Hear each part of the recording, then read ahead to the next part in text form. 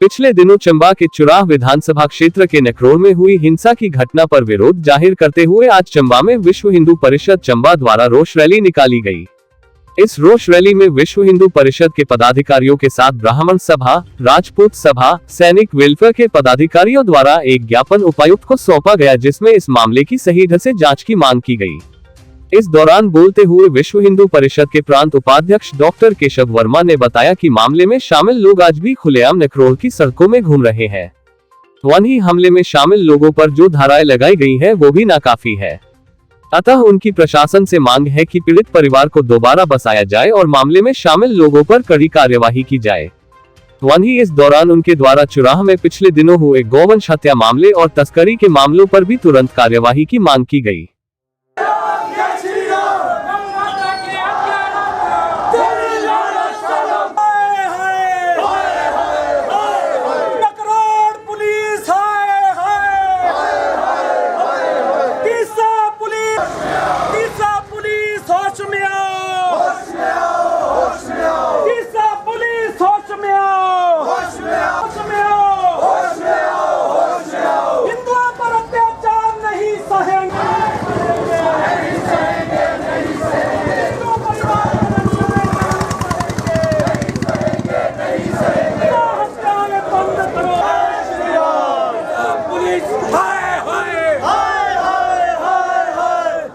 Police कितने रहना सबने कभी यहीं रुकेंगे।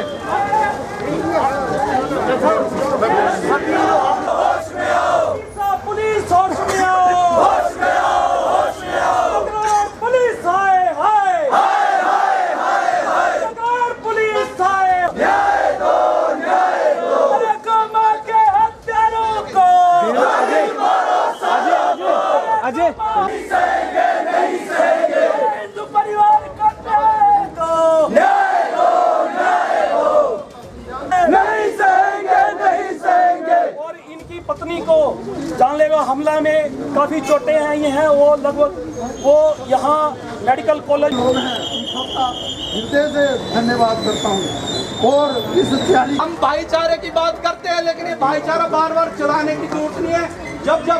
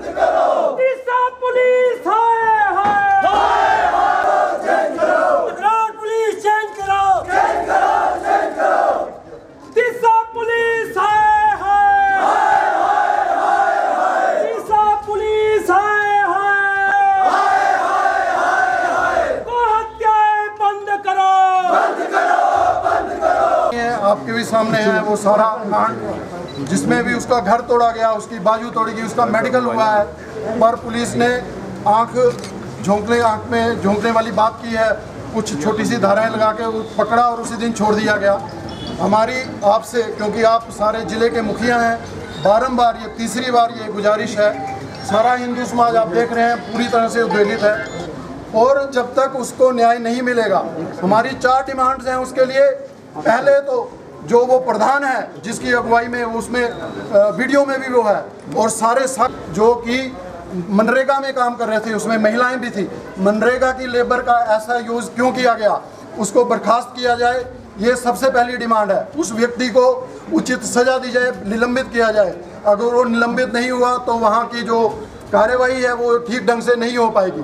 दूसरा, वो जो व्यक्ति है उसको वहाँ पे पुनर्वास किया जाए ठीक ढंग से।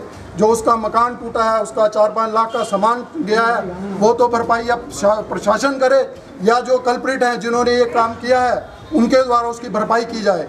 क्योंकि अगर ये भीड़ तंत्र वाली स्थिति है, ये अच्छी नहीं है। हिमाचल के लिए जो देवभूमि है, शांत भूमि है, भीड़ तंत्र ऐसा करे, ये कोई बड़ी अच्छी घटना नहीं है।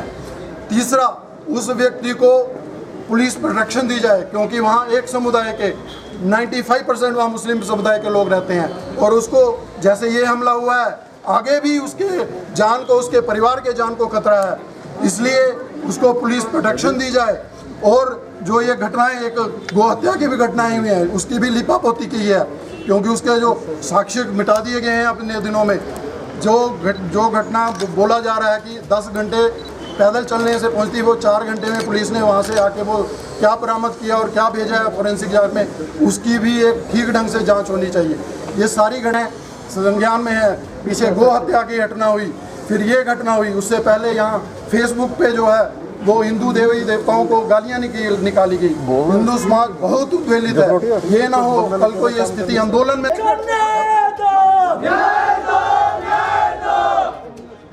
यही कहना है कि केशव वर्मा जी और जो पीड़ित व्यक्ति थे वो मेरे पास आए थे और हमने उसी टाइम तुरंत जो है वो पुलिस को इस वक्त में कार्रवाई करने के निर्देश दिए हैं और पुलिस ने उसमें कार्रवाई की है और जो लोग उसमें दोषी पाए गए हैं उनको लगातार थाने पे बुलाया भी जा रहा है और उनको मुझे लगता है इन्वेस्टिगेशन काफ़ी हद तक कंप्लीट है, शायद जल्दी चालान पेश हो जाएगा।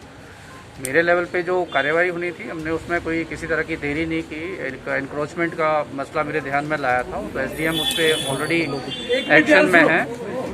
जहाँ पे बेसिकली एनक्रोचमेंट है वो विभाग की लैंड है, पीडब्ल्यूडी की लैंड है, बट उसके बावजूद भी उसमें पीडब्ल्यूडी ने केस फाइल करना होता है, बट उसके बावजूद भी हमारे जो रेवेन्यू ऑफिशियल्स हैं वो काम पे हैं, वो इनकी पीडब्ल्यूडी की असिस्टेंस कर रहे हैं। और ये तो दुख की बात है कि किसी ने कानून अपने हाथ में दिया।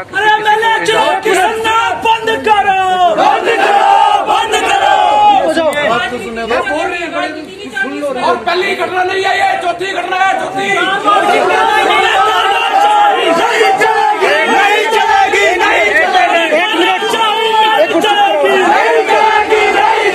और जो भी जैसा मैंने जब मुझे मिले थे तभी हमने कहा था कि चाहे एनक्रोचमेंट है जो भी है, किसी को कानून अपने हाथ में लेने की जो है इजाज़त नहीं है और उस पर हमने कार्रवाई की है और आगे भी जो कठोर कार्रवाई होगी डेफिनेटली करेंगे।